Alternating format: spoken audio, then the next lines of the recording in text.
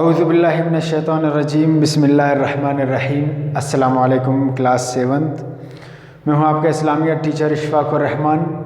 حاضر ہوں اپنے جین اسلامیت سلیبس کے چوتھے لیکچر کے ساتھ، جو کہ ہے یونٹ نمبر 2۔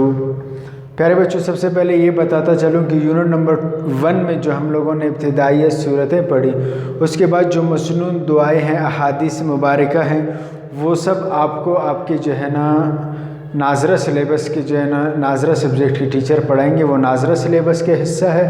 باقی ہم آگے پڑھ لیں گے یونٹ نمبر 2، ایمانیات و عبادات۔ یونٹ نمبر 2 میں سب سے پہلا سبق ہمارے پاس ہے عقیدہ توحید۔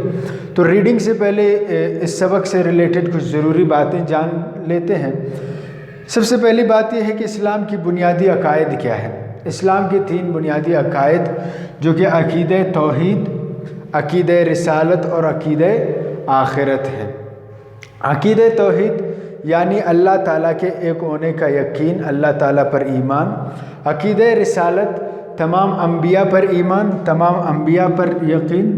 عقیدہ آخرت یعنی مرنے کے بعد پھر سے زندہ ہونے پر یقین کہ آخرت کا دن ہے، مر جانے کے بعد پھر سے ایک زندگی آ جائے گی، جس کو کہا جائے گا آخرت کی زندگی۔ یہ بنیادی عقائد اسلام کی۔ تو ہمارا جو سبق ہے، سب سے پہلے اس کا مفہوم جان لیتے ہیں کہ عقیدہ توحید کے معنی کیا ہے۔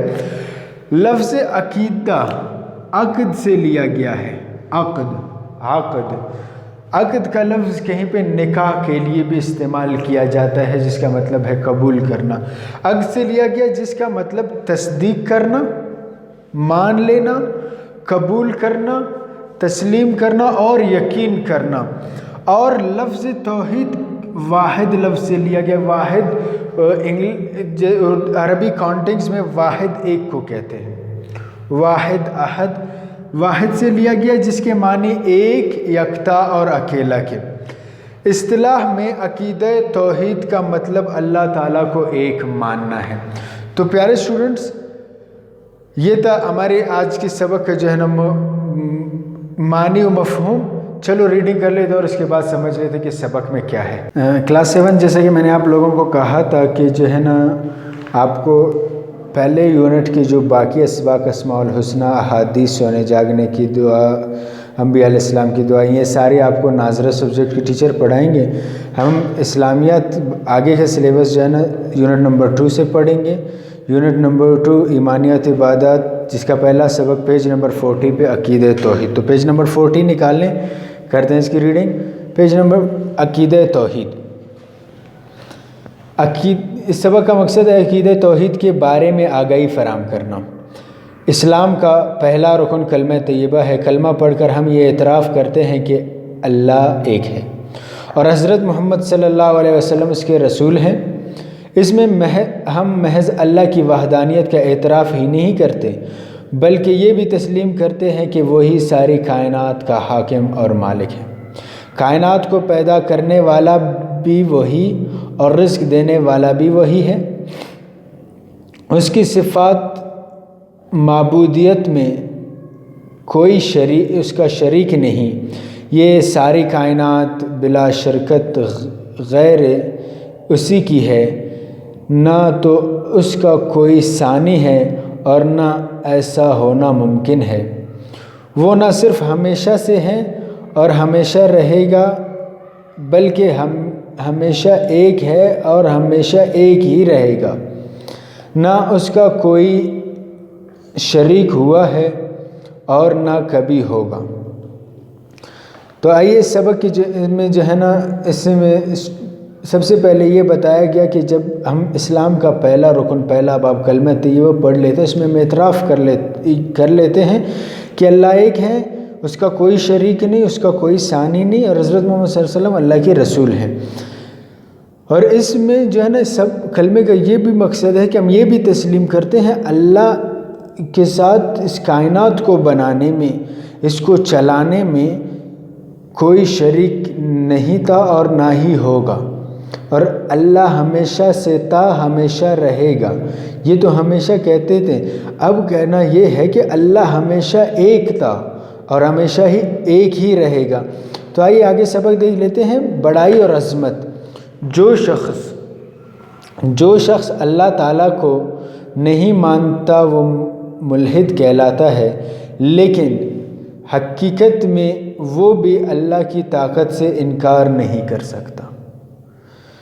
آپ کسی معمولی طاقتور آدمی کی مثال دے کر اس سے پوچھیں کہ کیا اس طاقتور آدمی سے بھی کوئی اور طاقتور ہو سکتا ہے، تو اس کا جواب ہوگا ہاں۔ اسی طرح پوچھتے جائیے کہ اس سے زیادہ طاقت والا کون ہے، پھر اس سے زیادہ طاقتور کون ہے، آخر کار اسے ایک سب سے طاقتور ہستی کا قائل ہونا پڑے گا، بس یہی اللہ تعالیٰ ہے، جس سے زیادہ طاقتور کوئی ہو ہی نہیں سکتا۔ اس طرح بڑائی اور عظمت کو لے لیں، آج تک یہ ثابت نہیں ہو سکا کہ کوئی سیارہ کائنات میں سب سے بڑا ہے اور اس کا نظام بغیر کسی اعلیٰ طاقت کے از خود چل رہا ہے، یا کائنات میں کوئی ایسی شے موجود ہے جو سب سے بڑی بھی ہے اور وہ اپنے سے بڑی کسی طاقت کا محتاج نہیں۔